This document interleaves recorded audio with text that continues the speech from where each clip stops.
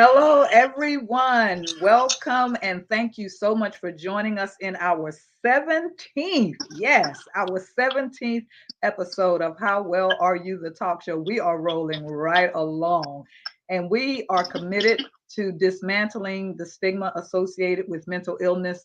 As I always say, one episode at a time. So it's Mental Health Awareness Week. And in this evening's episode, we're going to be diving into understanding youth mental health behavior at school. So let's go ahead and raise the awareness and break the stigma together. And just for starters, can you just go ahead and type in the chat hashtag Mental Health Awareness Week? I am Cynthia Mobley Howell, your host and the driving force behind How Well Are You? And as the founder and CEO, I'm dedicated to guiding you on a transformative journey towards achieving your optimal well being in every dimension that is, spiritually, mentally, and physically. So, our mission here is to empower you, ensuring that you emerge as the best version of yourself. How Well Are You? The talk show places a special focus on the topic of mental well being. I just want to share something with you. I'm thrilled to announce the release of my latest book, Crazy Didn't Get Me Preparation for My Destiny. So, this deeply personal work explores my upbringing in a household where my siblings, my three and only siblings, were profoundly affected by a severe mental illness, and it chronicles my journey of resilience and survival. So the book is now available in both paperback and ebook formats. You can also, which preferably you will, purchase your copy directly from my website. When you purchase your paperback copy, you're going to get an autographed copy from me, but you can also purchase an ebook as well from my website. But the book is also sold at various book retailers. So don't miss out on your opportunity to be inspired by this powerful story. Get your copy today and go ahead and plunge into a transformative reading experience. I want to thank you for joining us each week as we explore all aspects of mental health, fearlessly tackling every topic.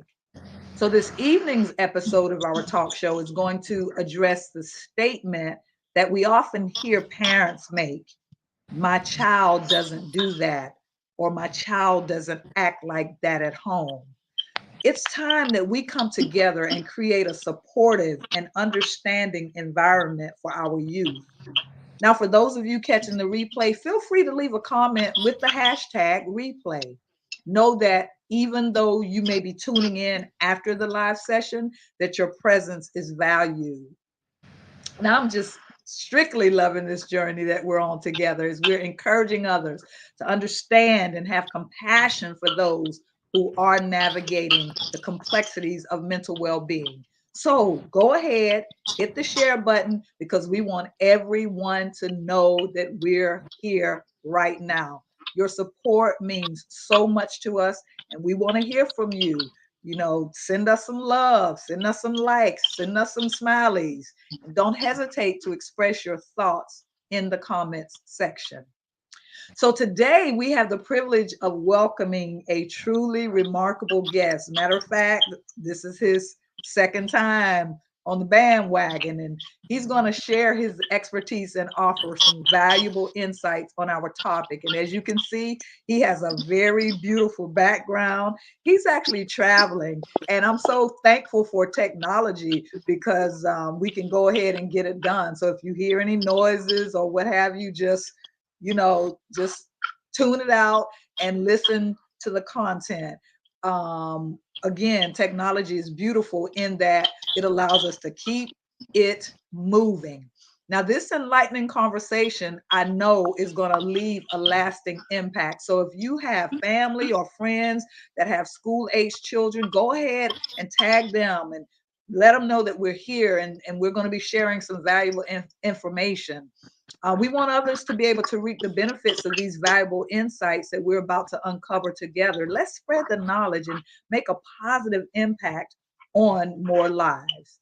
So, with great pleasure, allow me to introduce our remarkable guest. Now, his bio is long as from here to Timbuktu. So, we would never be able to complete it in this episode. So I'm going to give you the condensed version, and hopefully you will understand exactly who we have here today. Gregory Dawsey was raised in Panama City, Florida. Yay, go PC. That's our hometown. This is actually my childhood classmate. We've been classmates from grade school, and we've been friends, sister, brother, ever since. So he was actually raised in Panama City, as I was, during the civil rights movement, and experienced education in segregated schools before witnessing integration, which had a profound impact on him. Now, this shaped Greg's desire to advocate for others. He pursued various educational paths, including computer science and aeronautical engineering, before eventually returning to complete his bachelor's degree in digital multimedia. Alongside his education, Gregory also obtained certifications in both youth and adult mental health first aid. So we don't have a novice here. We have someone who knows exactly what he's doing and what he's talking about. And he's actively engaged in youth advocacy programs. Now, Greg took the initiative to found the Student Advocacy Center and has been actively involved in various community organizations. And that's an understatement. His work focuses on promoting, yes, mental health, providing financial education, and advocating for students' rights. Throughout Gregory's journey, his dedication and service has been recognized. He has received awards such as the U.S. Air Force Commendation and Good Conduct medals rather, for his outstanding contributions. Thank you for your service, sir. So let's extend a very warm welcome to our esteemed guest today, Gregory Dawsey. Hey, my friend. I had to look see who you were talking about with that introduction. Yeah, but thank you, and thank you for having me again. So you know what you're in store for. Did it on purpose. But yeah, so I started the Advocacy Center back in 2013. But that was after I got student advocacy in 2011 with Southern Law Center. And since starting the Student Advocacy Center, I've advocated for 700 students primarily by work. If I advertise that one year, I've assisted all over Florida by modern technology, Alabama, Texas, and East Alaska. And one Alaska, a bully side of the bring because October is bully prevention. So a lot of the mental health issues that I talk about do lead to bullying. So that kind of goes youth mental. Okay, so you are breaking up a little. I can I can hear you. You're clear, but you're breaking up a little bit. The part that I can hear is it's crystal clear. So I'm not sure what the breaking up is about, but when I can hear you, it's very clear. So hopefully we can get this done, and there won't be any breaking up, because I really want our audience to hear what you're about to say. And I want to give a shout out to my sis star, Trina Poole. Thank you so much for hopping on, Trina, and thank you for the congratulations on the new book. Thank you so much. So, Greg, let me hop right in and ask you this question. How can we recognize signs of mental health struggles in students within the school environment? Well, one thing, and I think you recently told me you became certified as a youth mental health teacher. So taking that class, it's a one-day class, I believe, and it can go up to a week, but that will do like first aid. You have first aid, like if somebody cuts themselves, then you learn how to bandage it and all that stuff. The same thing is with health. When you recognize those signs, then you stabilize them and get them to the professional help. So that's what the class teach. So I highly recommend that. Okay, so it's funny that you would use the analogy of a person cutting themselves and making sure that they get to the hospital or get to wherever they need to get to, urgent care or whatever, to bandage that cut so that they won't bleed out. So one of the things that I learned in my youth mental health first aid course was one of the signs of mental health struggles in students is that they actually will cut themselves. And it's very interesting because I was having a conversation, as a matter of fact, it was with our former guest, Willie Spears, and he was saying how he told a couple of stories of how he missed it on a couple of the students.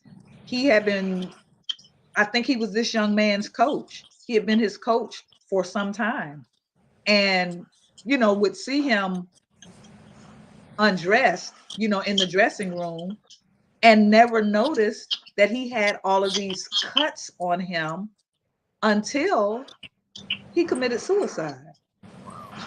And that's when he realized he had missed it. So it's very important that we recognize signs in students who are struggling with their mental health. And one of the signs is cutting themselves. Can you think of some other signs? Well, we call those cutters. And the way you can tell if a person is cutting, they try and do it in areas where they can hide them. But if you see them wearing long sleeves in the summertime, you see these cut marks. Do a search of their room because they'll hide broken glass, knives, things like that. Under their beds and all. They'll go and they'll cut themselves. That's definitely a sign of children. But what I like to use two examples. One in Bay District Schools back last year. 2022. And it started in September 2021 when there was a fight at high school. They called it a riot. But actually about 15 students were fighting. But the reason why they called it a riot was there were like a total of 50 students watching. So we had this one student. He was up for expulsion. And out of that fight, there were like 8 students up for expulsion. And so I was called on by the mom to represent the student. He didn't get expelled for fighting. He got expelled because he had like a 1.2 GPA. He had missed a whole bunch of days in school. And since second grade, he had 52 referrals, and he was repeating the ninth grade. I've had students who had 52 referrals in 1 year. So what we wind up doing with the expulsion package, they sent me like 20 pages. So what I did, I requested all of the records on the student, and it wind up being 300 pages. And within the 300 pages, there was one documentation which stated that the mother requested a behavior analysis. they said that they didn't do a behavior analysis because the mom didn't use the proper term or behavior evaluation. The mom is a nurse. In nursing, they say analysis. But if you look at the definition, they're like synonyms of each other. So we wind up winning this case. But to give the history of the student, he didn't have an IEP, which is an individual education plan, or a 504, which also provides accommodations, even though the mother requested it. And there's a federal law called IDEA. It's spelled like idea, but you don't pronounce it idea. You pronounce it IDEA. It stands for Individuals with Disability Education Act. So this student, he had acting up since the second grade, and we trace that back to where his problems were first identified. So up to the fifth grade, he had got some kind of assistance. And after the fifth grade, the district no longer assisted. So what wound up happening in the second grade, he was a very inquisitive student, and he was asking the teacher to explain something. And the teacher refused to answer him. He followed the teacher around. And so the teacher got him in trouble, wrote him up, different things like that. So fast forward to ninth grade when we were in the process of doing the lawsuit. Bay District School, who's the district that we sued, and you can Google it, pull it up online. They kept focusing on his reading and learning disability. For the academics part. They didn't look at what the base cause of it was. And what wound up happening over the years was a domino effect. And so through counseling, testing, which we requested, we found out that he had what's called expressive receptive disorder. One, he couldn't receive or understand what the teacher was saying. And when he was trying to ask the teacher what was happening, or to re-explain it, he couldn't express that. So goes all the way back to the second grade, and then after that, he became withdrawn and started causing problems. One thing that happened with a lot of students that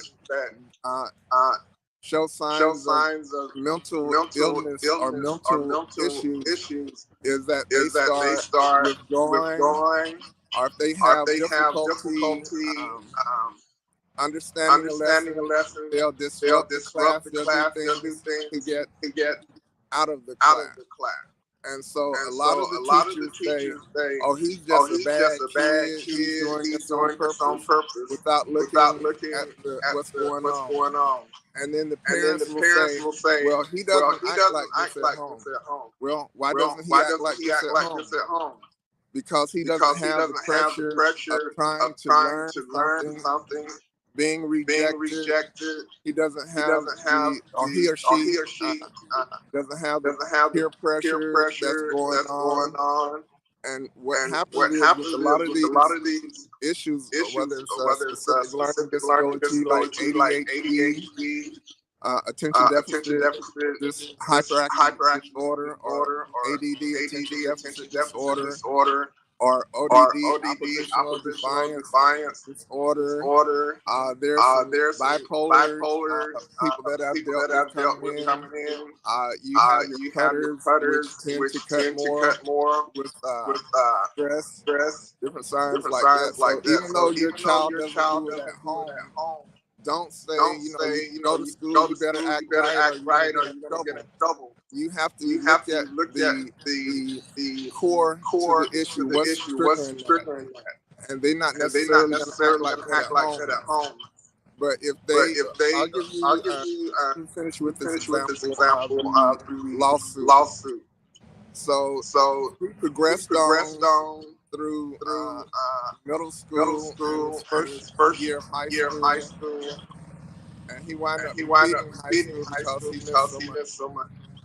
In the younger years, he would act up more in school, disrupting the class, walking out of the room, being disruptive, disrespectful to the teacher. When he got older, he wouldn't even go to the class. So the signs of the IDEA, which I was referring to earlier, they have what they call the Child Fine Mandate. And what the Child Fine Mandate says is that a school is required or mandated to evaluate a student to see if he needs additional support like an IEP or 504. And basically, to explain the difference between an IEP and a 504 is ADHD is what I like to use an example of, because you can have a 504 for ADHD, which means you've been diagnosed with ADHD, and it doesn't affect your schoolwork. And then you have the ADHD, which requires an IEP, the individual education plan, where you know person may have problems sitting down school. I teach teens and Sunday school, and this past Sunday, young lady came in, and I had to go to another room real quick. I came back. She was laying on the floor. She would never sit still. She kept twisting and turning. She was slouching in her chair. And so I do know that this affected her at school. So he would be required with AP. So some of the accommodations that you may get with IEP for someone with ADHD is that they may be allowed to stand up or get these fidget balls, things like that. So that's an example that I like to use. But then in mental health, when you're dealing with different behavior analysts that work at different schools. In psychology, you have different schools of thought. So some behavior therapists may not believe in ADHD. Believe it or not, a lot of people don't believe there's such thing about ADHD. And they say like Cynthia and I was growing up, you give a butt whip, and that'll take care of it. But then they've taken out physical education in school where the students can go out and run some of that excessive energy off, and they want to sit in 7 or 8 class periods without anything to burn off that energy. So that exacerbates the ADHD, and they don't have nothing. So they fidget class and want to get up. They cause a disruption. They're talking in class. They'll disturb other people. And so you know this is a part of like a mental health issue. And all mental health issues don't mean that you're crazy. It means there's an imbalance in your brain that causes you to do certain things. With ADHD, there's medication that can do it. And with this the student that had the receptive expressive disorder, it's a behavior modification. And that doesn't take medication. It takes a team working together. It takes the parents at home. It takes the people at school. It takes the therapists all being on the same page to help redirect this person's actions, as well as since he had this at the second grade, now he was repeating the ninth grade. He was way behind. So one of the things that came out of the lawsuit was that he had to get additional therapy and being pulled out of the room to help him learn. Another example that I want to give is a student that had what we call oppositional defiance disorder, ODD. And a lot of teachers and behavior therapists definitely don't believe in ODD. Now, this is some of the signs that may exhibit at home, but at home, the parents can take what we call the Board of Education. and spank them or whatever, but they'll still be defiant. And what ODD is that if you tell the student, do something, then that triggers them. And it's like, you can't tell me what to do, but if you give them a choice, would you like to work on your English, or would you like to work on your math? Or if you're in an English class, would you like to work on this assignment first, or that assignment first? So that's one way to help a student with ODD. When I first dealt with ODD, it was shortly after I took the youth mental health class. And that was a godsend, because I had never heard of it. I would have known how to deal with it. Got 3 cases in a week. And so that helped me, and I recommend that you take that class. So I had to educate the teachers, I had to educate the counselors at the schools about ODD, how to approach the class. You can keep saying he's a bad student, being defiant, but he will never act right. So this particular student, over the course of the summer, was sent from a regular middle school to an alternative middle school. And when he got there, the principal at the school was trying to get him sent off to school, an alternative school for students with behavior problems. So fortunately, the district, they said he hasn't been there long enough. You haven't tried hard enough to correct his problem. So we're not going to send him over to the alternative school. If you get additional data, then we'll look at sending him to another school. So what the principal started doing at that time was multiple suspensions. Back to back suspension. And the principal had came up to the point where the district had approved sending the student off to an alternative school that had metal detectors, one of the few, the only one in Bay County that had a metal detector to go into. And so fortunately, I ran into the parent. I begged her to let me take the case because I knew what was going on. So what we did, they had sent a letter to the parent saying the student had to enroll at this other school by a certain date, but it didn't say that the student couldn't stop going to that alternative middle school.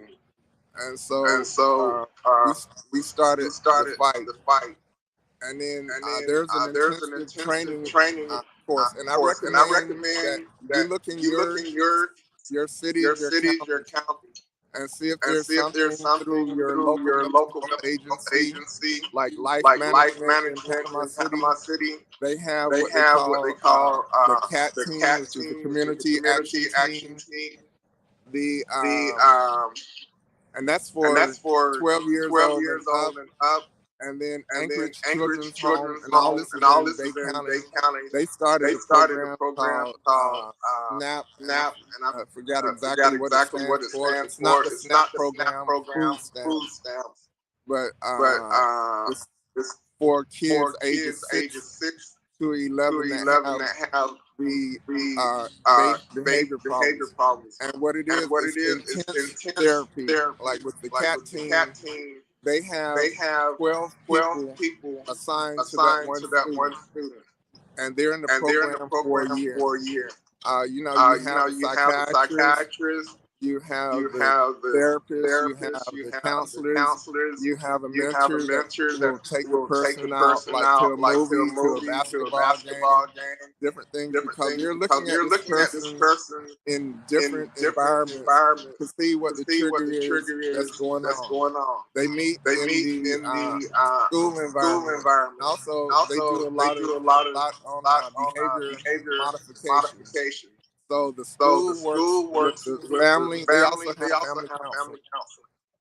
The school works with the family, works with the CAT team, and they all devise program to help the student out.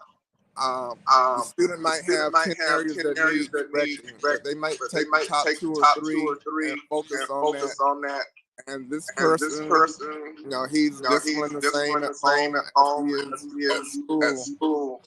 And so you're not having parents disciplining them one way, the school disciplining them another way. And not only are they being disciplined, but they're also being helped. You know, let's help the student by, do we need to provide them with extra studying time? So you need that intense therapy. And so with the SNAP program, it's the same kind of format, but for younger kids. You know, they have groups of 8, a minimum of 8 in the program, and the maximum like 12 in the program. And it's a state program, I believe, where the parents all come together. And you know, they get that training. And so those are things that help with mental health, all deriving from how the students behave at school. Cynthia, do you want to ask a question before I give some more examples? Well, I am going to, but we're already at the halfway mark, believe it or not, and we're going to take a quick break. When we come back, I do have a couple of questions that I do want to ask you, and then we'll go from there. So to our viewers, thank you so much for joining us. And we're with Gregory Dawsey, student from the Student Advocacy Center, and we're talking about, you know, understanding this whole mental health behavior with our youth at school. Parents saying, you know, well, they don't display that type of behavior at home. And so we want to unravel the difference. And Gregory has given us quite a bit of information of his insight as a student advocate. And I want to ask you a couple of questions about that when we come back. So we are going to take a very short break, and hang in there, you all, and we will be right back in just a moment.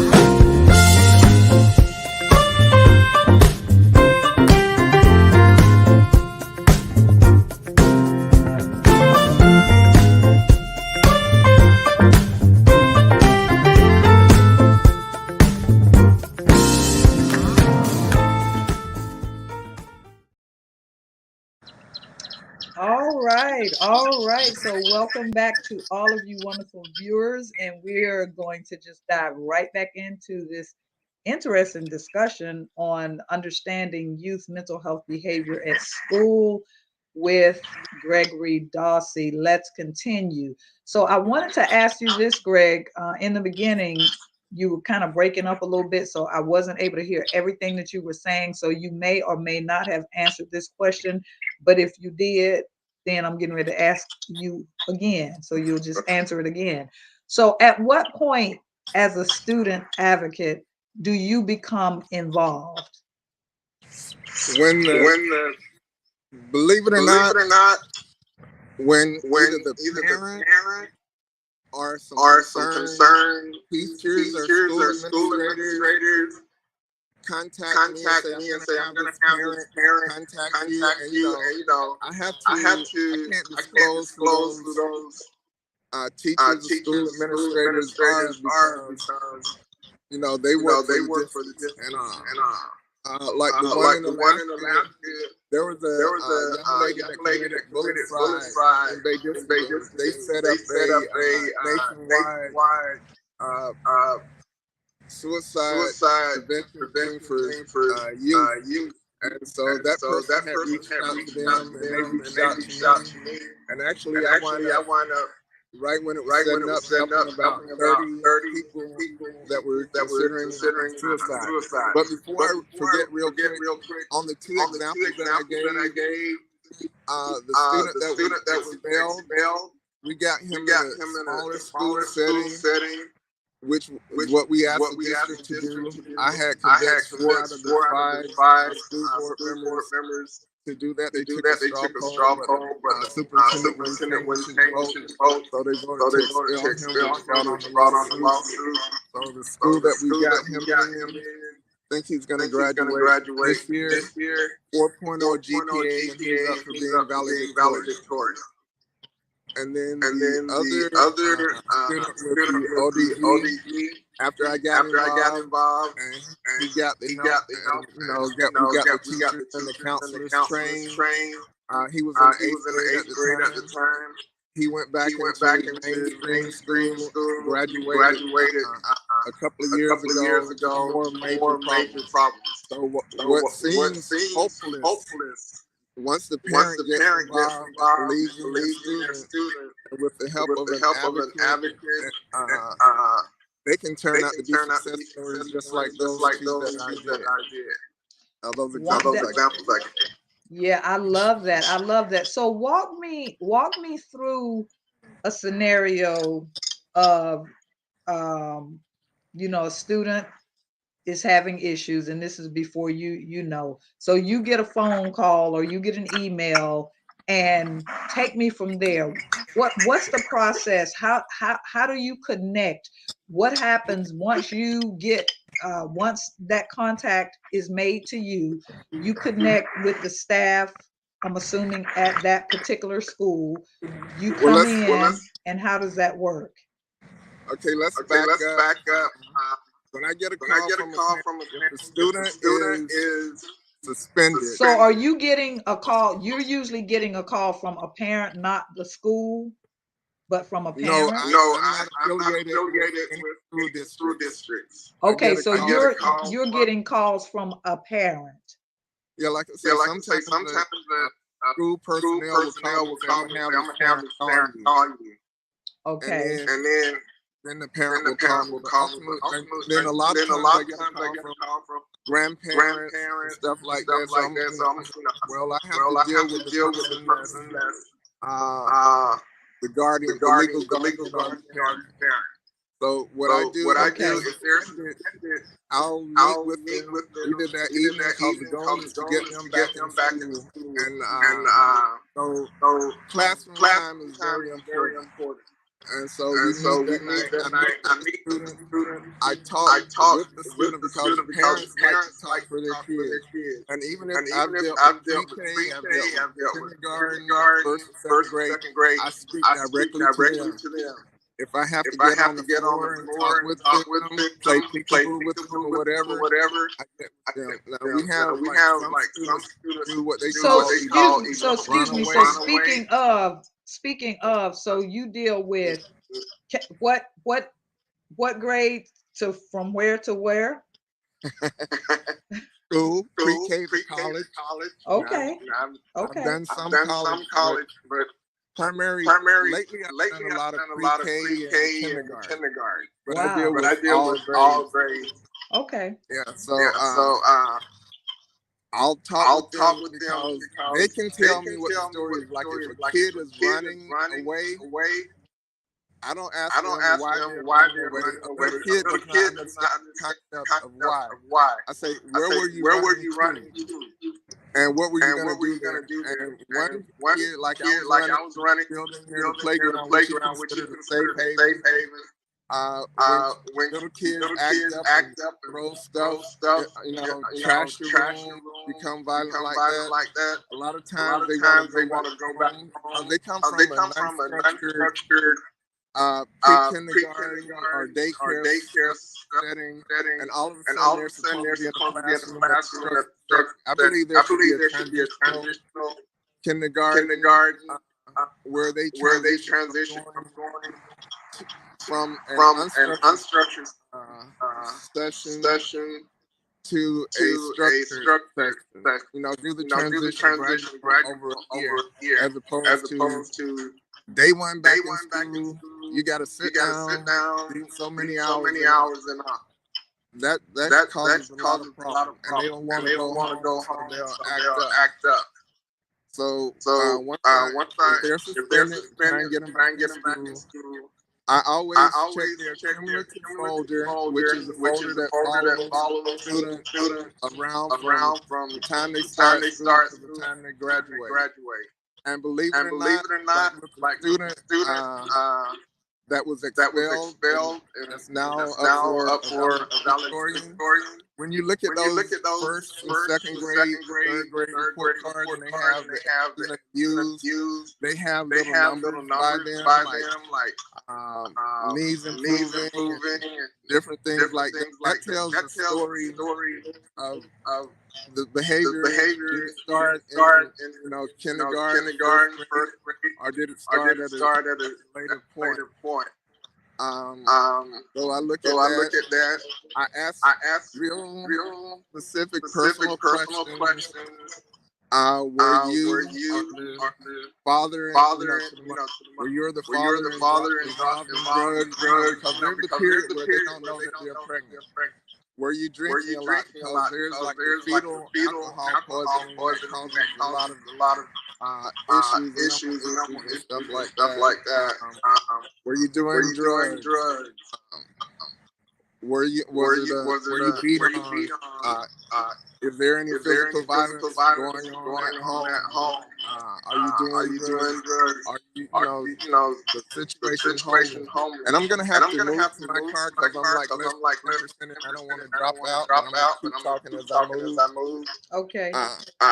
But I looked at the cumulative folder. That tells me a lot of history. I asked Mom, was there any difficulty during pregnancy? Because there's some things that happen that cause mental issues, intellectual, which are people that IQ of the gray area is like 68, something like that. And I've dealt with students who you can talk to about certain subjects, and you can never tell they have an intellectual disorder. But then you talk to them about certain things, you see them right, you can tell that they have an intellectual disorder. I had this one student that was eighth grade, and this one broke my heart because I initially got called on the because the student had gotten in trouble for being in a fight. And in looking at the cumulative record, I noticed that he had just received an IQ test. Let me plug up here. Mm-hmm. And okay. With his IQ test, it was well below the 67 area, somewhere like in the his IQ like 20, 40, something like that. But he was playing basketball. He was able to learn the basketball, play things like that. But when I asked him to write that his version of what happened with fighting, I remember he was 8th grade, and he could write a first stroke better than he did. And then when I read what's called psychoeducational evaluation, which is what is that called? What's it called? Psychoeducational evaluation. Okay. That's a psychological evaluation from an educational standpoint. And so, it was real bad. And so I had to break it to the mom. It was a young couple, late 20s, early 30s. And to see the mom break down. And the sad thing was the school had done this report, but they didn't go over the results with the parents. So here they have this their student, eighth grade, that was, had an intellectual disability. And, he was bad, his writing was bad. But, they kind of knew about it, but it's like, you don't want to accept that your child has learning difficulties, due to intellectual disability. But, like I say, he was learning ball play. I think he was starting on the school's basketball team, stuff like that. Those kind of things just break their heart. And, that's another part of the mental illness. And so there are schools that and programs that will help a child graduate, and they graduate because their grades are based on what they call access points. So whereas everyone else may be graded on a scale of 1 to 100, with the access point, if the test has 20 questions, the student with an intellectual disability or that's using access points might be only graded on 8 of those questions, and they'll get they can make 100 on those eight questions. And so it used to be they could get an attendance diploma, but now they get special diploma. And they used to not get to attend college, but they can attend college. And I recently learned about a 4-year university that caters to students that have intellectual disabilities, and they do regular major. Also, another very important thing is that a lot of people place a stigma on the IEP, individual education plan. But I had a student that I started tutoring her in IEP, and she had got her IEP for a specific learning disability at 4 years of age.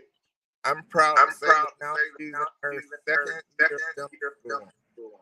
And she was allowed to use her IEP through college and now school. But she gets additional time on her test and on her assignments and stuff like that. She graduated with like a 4.2 GPA. And also an IEP is not a negative thing. And an IEP is not for people with learning disability, but it's also with those with gifted that are gifted. So don't let a lot of people. I don't want my child IEP. I don't want that left on. But that's a good thing. Get those accommodations. Get that. Much like you do when you go to therapy. You go to therapy to learn how to cope. The accommodations that you get with an IEP or 504 to help you cope with your learning disability, whether it's ADHD, ODD, the expressive receptive disorder, the bipolar, different things like that. So the thing that I want to stress parents is if your child is consistent. Well, I think we lost him, and we're going to keep right on moving, but we are going to end right here. I know that seems like the connection was kind of bad, and this happens. Technology, it just is what it is. And what I've decided at this point in my life is that it is what it is, and we're going to let it be what it's going to be. Before we leave, I want again to share with you about my brand new release, Crazy Didn't Get Me, Preparation for My Destiny. It is being sold everywhere books are sold, but you can also pick up your copy of my book on my website at cynthiamobleyhowell.com. You can pick it up. You can pick up an autographed copy, or you can pick it up in ebook format, whichever way that you prefer. Again, we apologize. Seems like every time we have guys on the show, somebody brought to my attention, every time you have guys on the show, there's always issues with sound. Oh, it is what it is. But we just want to say, as we bring to an end this episode of How Well Are You, the talk show, let's remember the importance of understanding youth mental health behavior at school. And by fostering a supportive and empathetic environment, we can positively impact the lives of our young students. And remember, mental health matters. This is Mental Health Awareness Week, and we do want to raise the awareness. Mental health matters, and it's up to all of us to create a safe space for our youth to thrive. So we want to thank you so much for joining us today, and let's continue the conversation and take action to support our students' well-being.